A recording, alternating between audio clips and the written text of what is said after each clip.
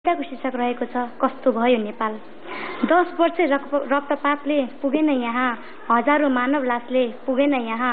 महँगी भ्रष्टाचार सामान्य भइसक्यो, शान्ति सुरक्षा एका देशको कथा भइसक्यो। राणाहरूले त लुटेकै थिए, 7 सालको प्रजातन्त्रले पनि छोडेन। 46 र 62 63 के गर्न सक्थे र 601 ले पनि कुनै माखो मारेन। प्रभाव धेरै विदेशीको उनकै रहन सहन, रिक्सावाला नेता भए बन्छ 2 दिनमै महल।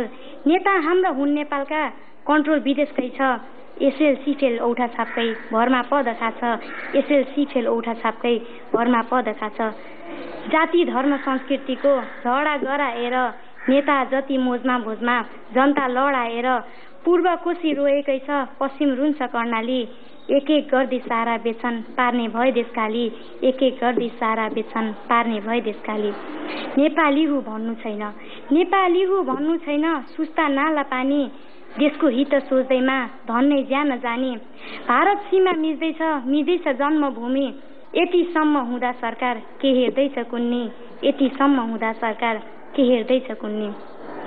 महँगी र भोकमरीले ज्वरो गाडेको छ, एक भाइले अर्को भाइलाई मारेकै छ। अपराधले नेटो काट्यो, भ्रष्टाचार हट्या छैन। देशको बारे भलो सोच्ने कोही नेता टक्र्या छैन, देशको बारे भलो सोच्ने कोही नेता टक्र्या छैन। देशको लागि मरि मेट्ने एउटा योद्धा चाहिएको छ। दुःख कष्ट ठक्कर कति खानु खाइएको छ।